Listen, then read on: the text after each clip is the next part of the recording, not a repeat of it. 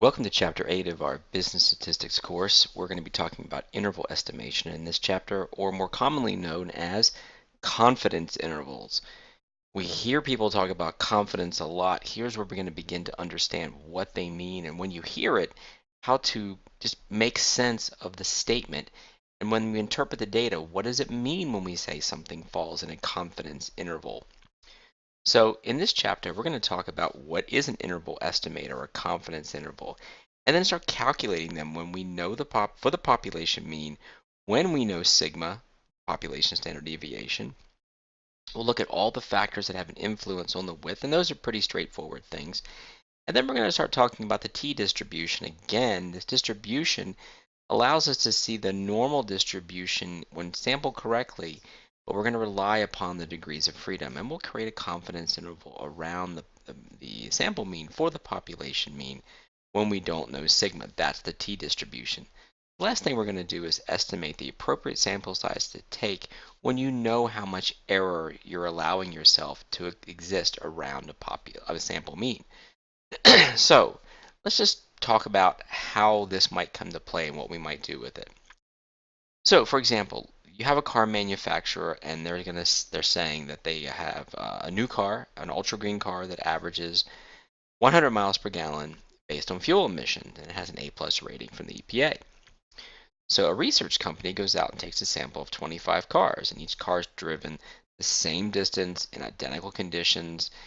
And if you think about how we would control this experiment, you'd want to make sure that the cars are made in the same factory at about the same time, obviously in the same thing. We would put the same amount of gas from the same manufacturer, and on and on and on for all the controls. It's a pure science experiment. And when we did something like this from the 25 cars, here's the result. Here are the 25 averages that they got from those 25 cars over the length that they drove them. So what we want to know now that I have 25 means from each of the cars, I'd like to know with 90% confidence, the mean of the ultra green cars. How can I develop that? And also, if I could, what's the right sample size I would need to achieve a level of precision so that the mean and even in proportions, we don't do proportions here, but we can figure out what estimates need to be made. So how do we do this? Well, let's just talk about what we need to start with and what we're going to use. First, revisiting the idea of an estimator. Well, a point estimator for us, the function of a random sample that we're going to use to make inferences about the value of a population parameter. We don't always know that population parameter, so what we're doing is drawing a sample from a population, that subset, and we'll create a point estimator, in this case x bar for mu. Could also have S for sigma. The point estimate is the actual value of the point estimator that you've derived given the sample that you've drawn. So, for example, in the case we just saw of those 25 cars, X bar, in that case the sample mean, has an average of 96.5 miles per gallon. That's the mean for all the green cars. It's essentially the mean of means. So that allows us to have a great estimate of what mu would be.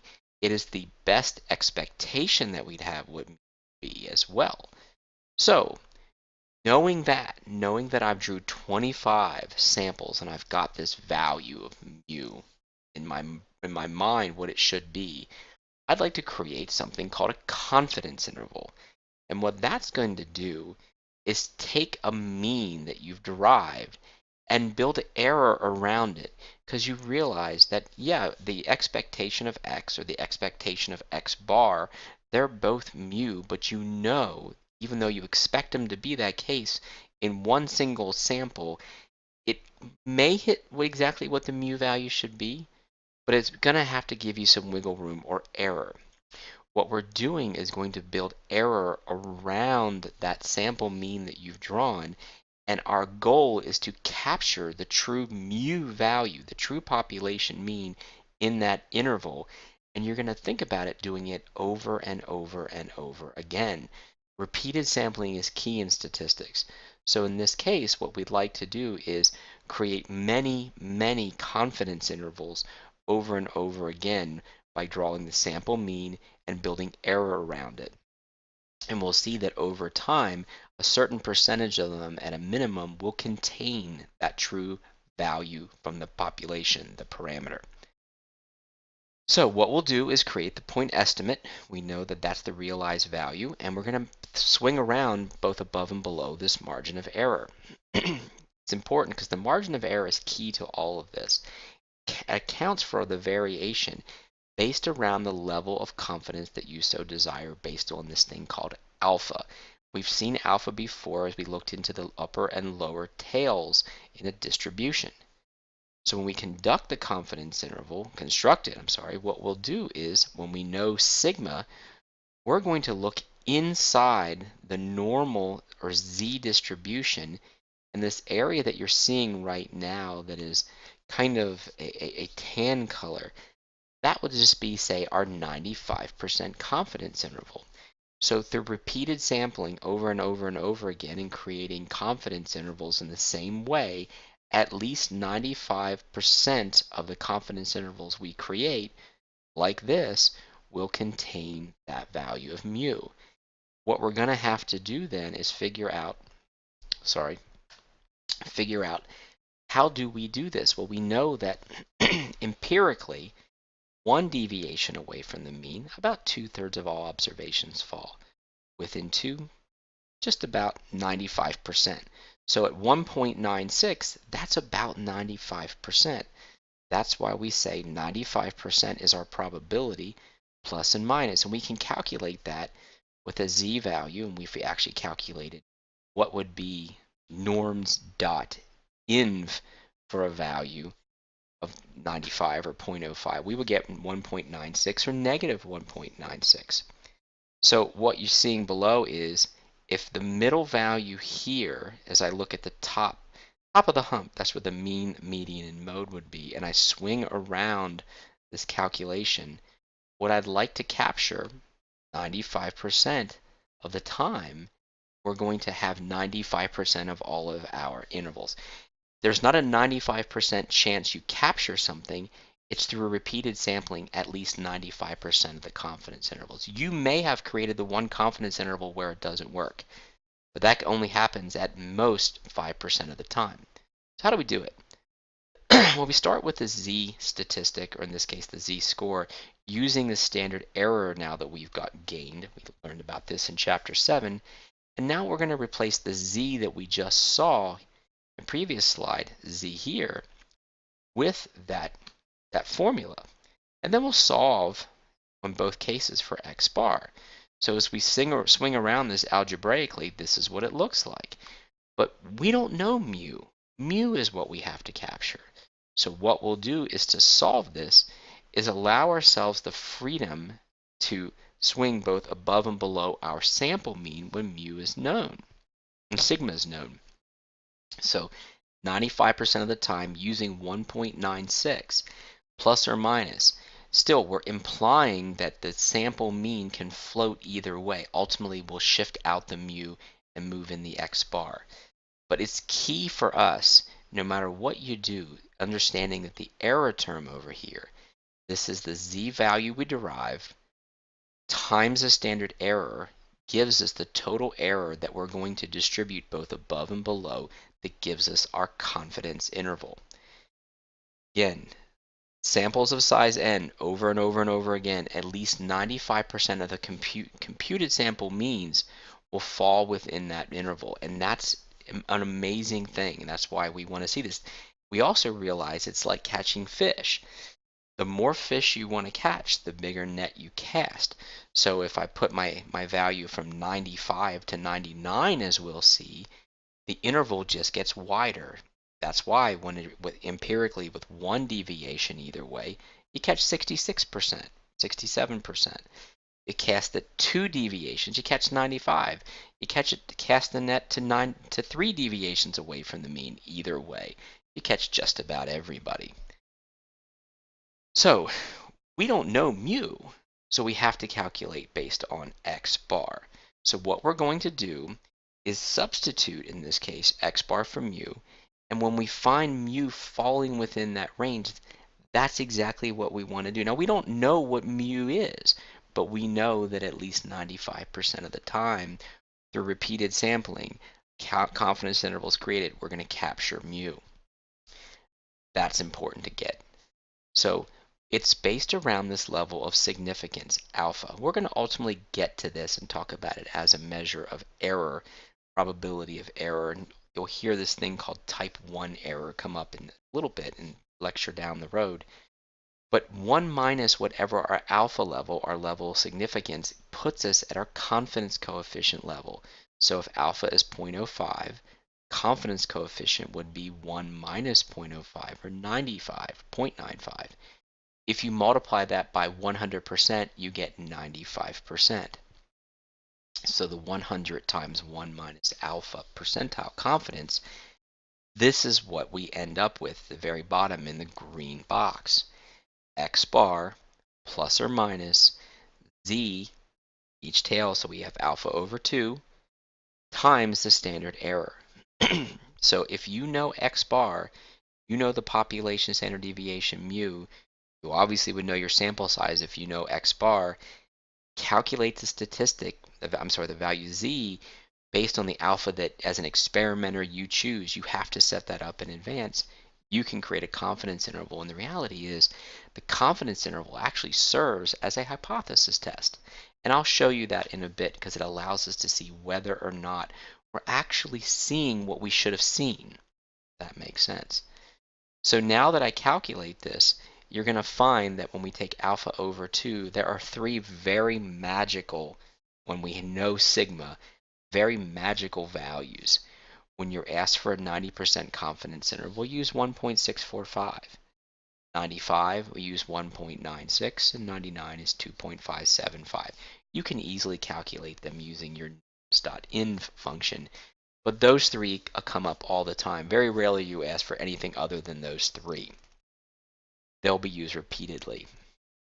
So let's take a look at an example. And let's see if we can actually kind of meld in here what a hypothesis test might look like. So you have this cereal called Granola Crunch, and on the box it says that the weight of the cereal is at 1 pound. So that's the brand promise that Granola Crunch is making to you. And as a consumer, you realize that if there is at least 1 pound in there, goodwill is maintained. So what you would love to be able to do is draw a sample. In this case, you take 25 boxes of Granola Crunch, you take each one out and you weigh them, and you find that the mean weight is 1.02 pounds. You say, hey, that's great. It's more than what I would have expected.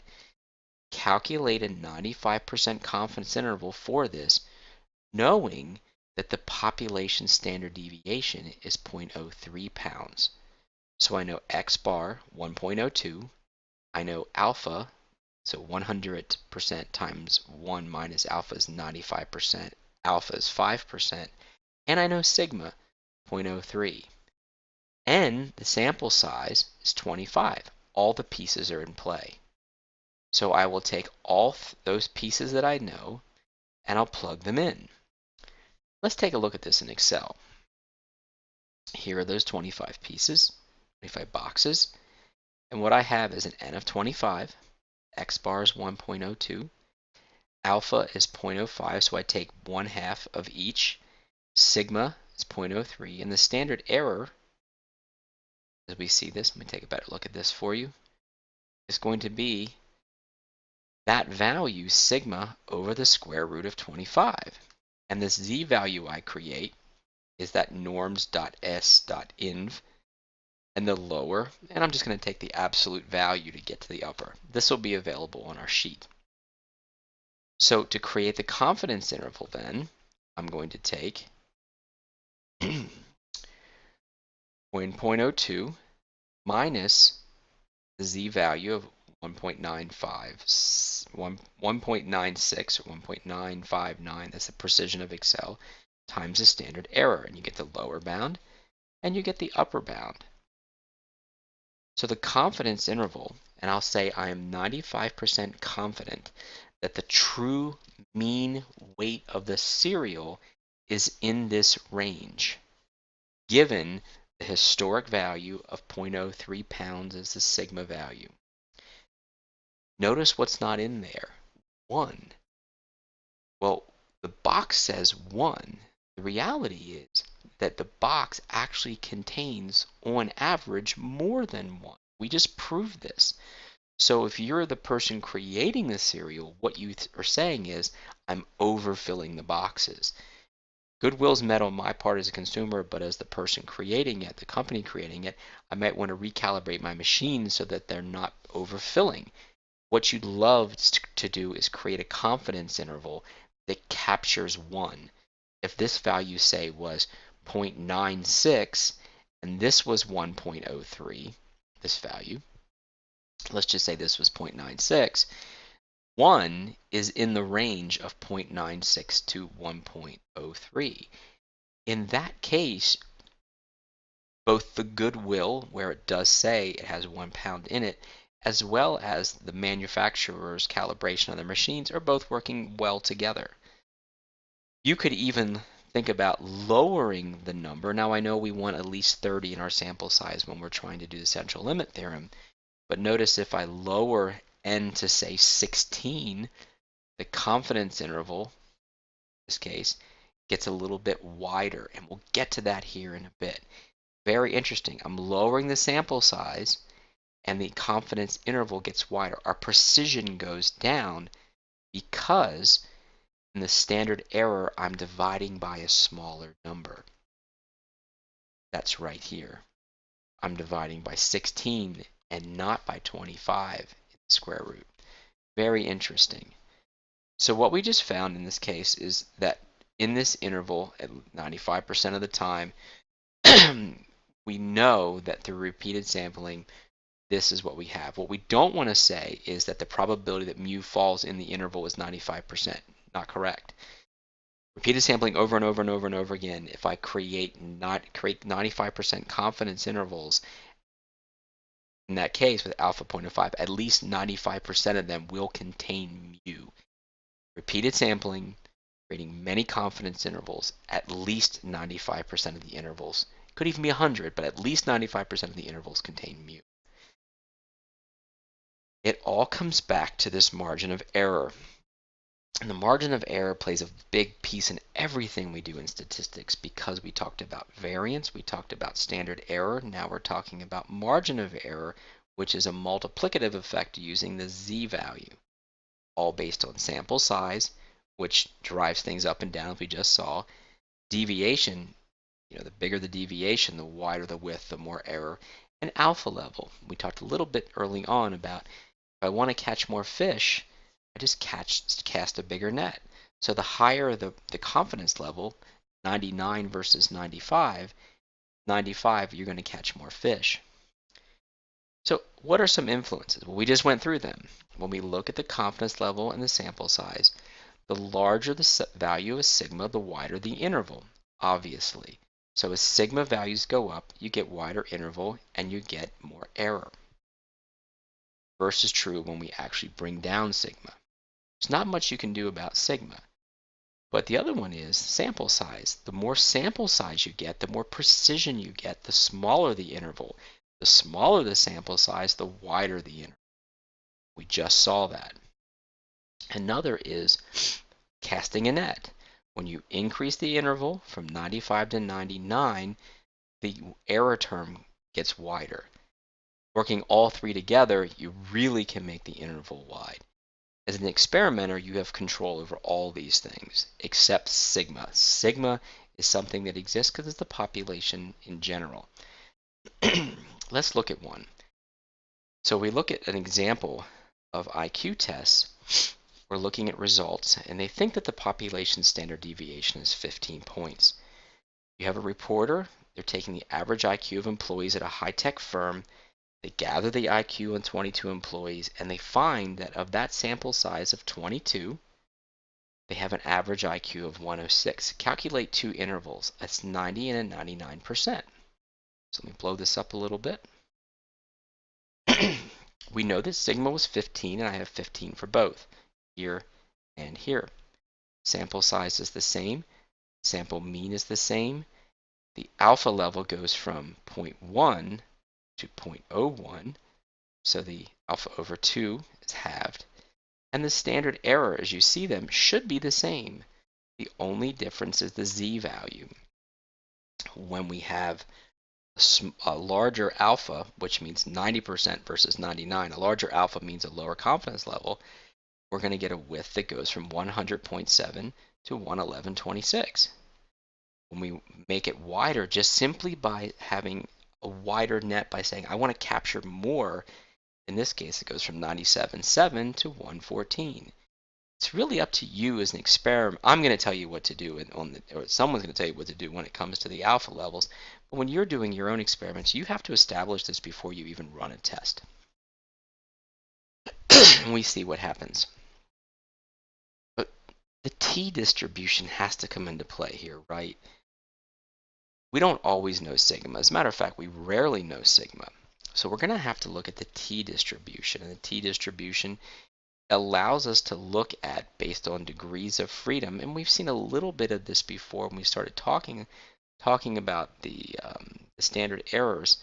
The t-distribution, often known as the Beer distribution, is a takeoff on the normal distribution based on sample size, degrees of freedom.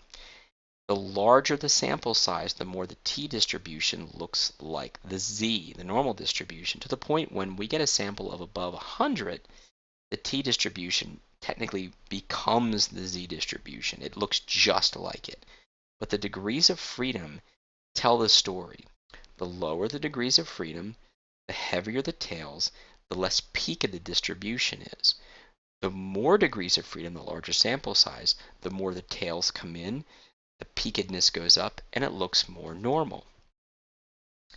So the t-distribution looks and feels like a symmetric Bell distribution, like the normal.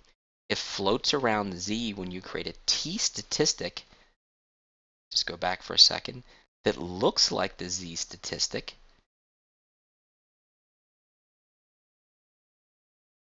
We center at 0. The deviations float about. It does have the heavier tails until the sample size gets above 100. And this is just nothing more than a family of distributions whose shape is dependent upon the sample size or degrees of freedom. Again, as the degrees of freedom goes to infinity, it becomes the z is identical at infinity. But really, when it gets to above 100, it's hard to differentiate the two. It comes down to units and decimals out to the 5th decimal in many cases. So what's happening here? Well, the normal distribution is more like this red and top more peaked.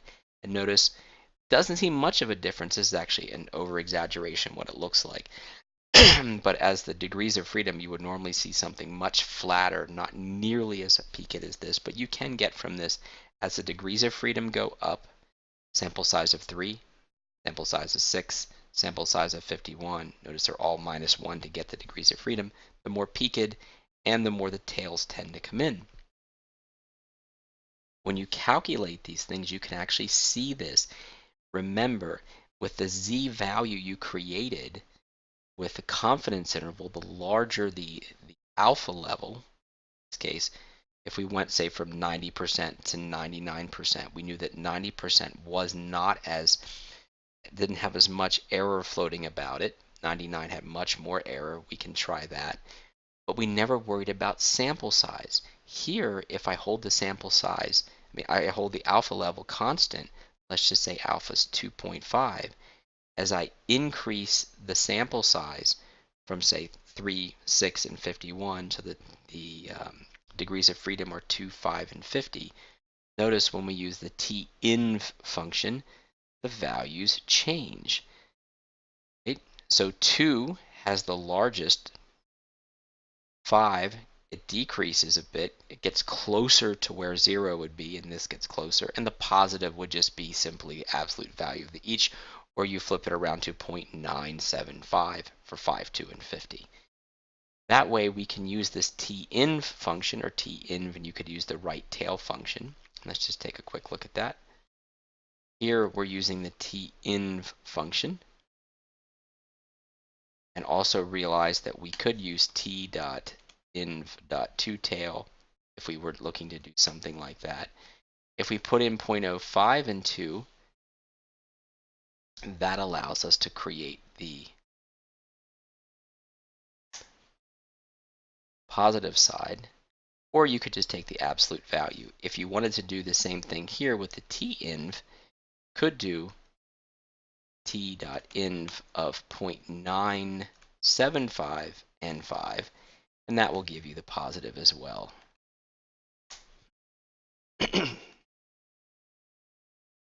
So what we're looking for is valuing the sample size, much like we did before, but here the sample size has two effects. It'll have the effect on the t-value we create and the standard error. Before, the sample size only had bearing on the standard error when we did know sigma. Here we don't know sigma, and sample size has two effects. The confidence interval looks very much the same. Here we're going to replace z with t and sigma with s. Notice it is an n-1. I get this question a lot. Why isn't it n-1 here? The only time we associate an n-1 value is in the creation of variance itself and when we talk about the creation of a t-value. When we create anything else, it's straight n. Again, you use the degrees of freedom when you look at variances and you create values, not when you have a formula outside. So in that case, we can go back to this original question of the green motors. Here were those original 25 runs and got the averages. I took the mean. Let me blow this up a little bit so you can see it. Might help. I took the average of the group. I found the standard deviation of the group. I even counted the group so I know n. I want to create a 90% confidence interval. So that's what we asked at the very beginning. A 90% confidence interval for the mean. And with it, because it's two-tail, I'm going to have to cut it in half, and we can do it however we want. We just saw that. I'm going to take the s divided by the square root of n. We got our t-value, and here's that the two-tails value we did, and I used degrees of freedom of 24. And I showed you the other way to do it as well. And what I'm going to do is simply take the left and right, take the mean minus the t-value times the standard error and adding it. And notice this confidence interval goes from 92 to 85 to 100.2. Interesting. You know why it's interesting? Because initially the manufacturer was claiming that on average they go 100 miles per gallon, or 100 miles in their travel per unit of energy use. I believe it was miles per gallon. This confidence interval, through repeated sampling over and over, and we just have to imagine that this is repeated sampling. This is a 90% confidence interval, and in the 90% confidence interval, it does contain 100. 100 is in this range, so it does confirm the manufacturer's claim because it was done independently. Now, does that mean if it were a 99% confidence interval, it would make a difference? Well, if we established it beforehand, 0.01, just hope this works, yeah, same thing. So through repeated sampling over and over and over again, if I were to create many, many confidence intervals drawn from a sample size 25 in the same manner, at least 90% of them would contain the true mu, and in this case, this one does contain 100. So we just confirmed exactly that. Here's another way to do it, though. When you have all the data, you can actually run your data analysis tool, done so with descriptive statistics. And if you collect your data, all your data, and I'll get all 25 of them in here. I don't have any labels this time, and if I just put it over here somewhere, let's put it over here a bit, right beside this one. And what I'm going to do is put in summary statistics, and if I put my confidence level at say 90%, and I click OK, you'll end up with something like this.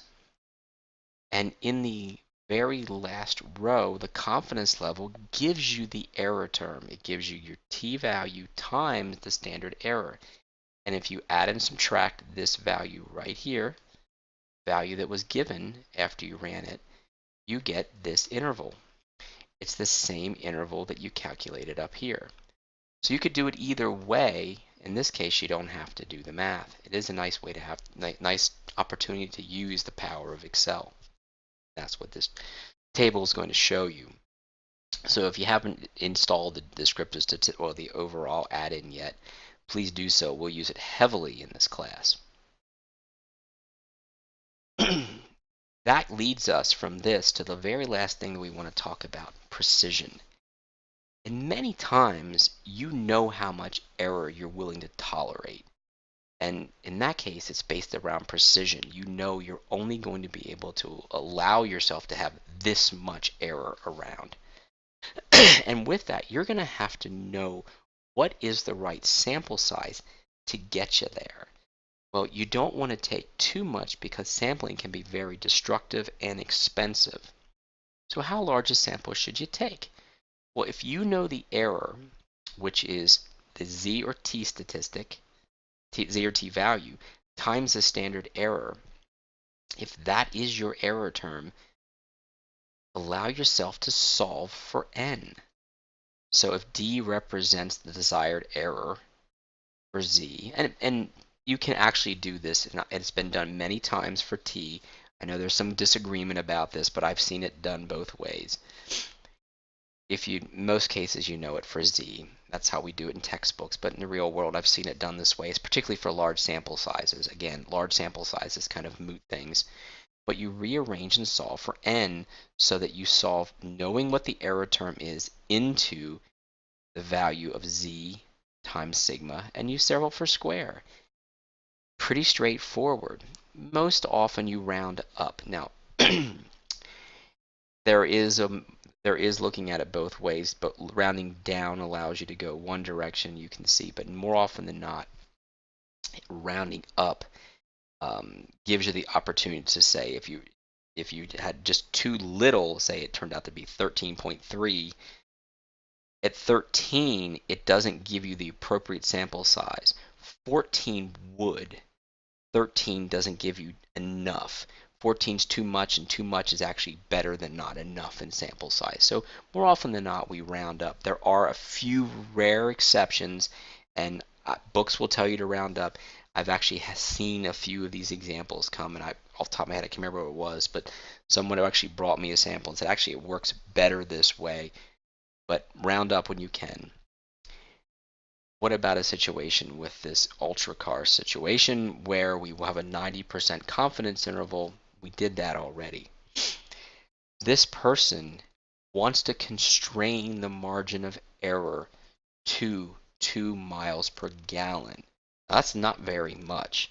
So the overall error plus and minus the mean would be 2 miles per gallon. So we know from that at a 90% confidence value, 1.645 is the number. They also know that given the population, given that the highest MPG is 78 and 76, they're going to say a reasonable value is 10.5. Essentially, you're taking 118 minus 76, and you're dividing it by, say, a value. In that case, you'd have 24 plus 18, which gives you 60-some. Let's just say that we actually have a value in mind, what sigma should be, 10.5. In that case, 1.645 times 10.5 divided by 2 squared gives me a value of 74.58. So in this case, if you ran a sample of 75, that should give you the margin of error you're looking for and allow you to find the appropriate mean based on that sample. Again, a reasonable standard deviation has a lot of things, but in this case, it's 24 plus 18. 24 plus 18 gives us a sense of where we go. Let's just take a look at that. If we come into this one, we can just solve this. There, this value is. We knew the range of things. If we knew that it was, in our case, 118 minus 76, we get 42. 42 divided by 10.5. They're saying that within 2 deviations either way. So in that case, they're dividing by 4. Some will divide by 4, some will divide by 6. This isn't something that we're actually going to be measuring when we do the work. I just don't want you to be left hanging where the reasonable sigma come from. They took the difference between 118, the highest that they saw, 76, the lowest that they saw, and instead of just using S as their estimate, they're saying reasonably within 2 deviations either way. That's a total of 4 deviations. What would a deviation size look like? And that's 10.5. I know I'm beating a dead horse with this, but I don't want to leave anything out there in case somebody questions it. So that's it for interval estimations. Lucky you, next comes go from confidence intervals using what we have from confidence intervals. Lucky you, we move into hypothesis testing. So moving on to chapter 9, and we'll talk to you soon.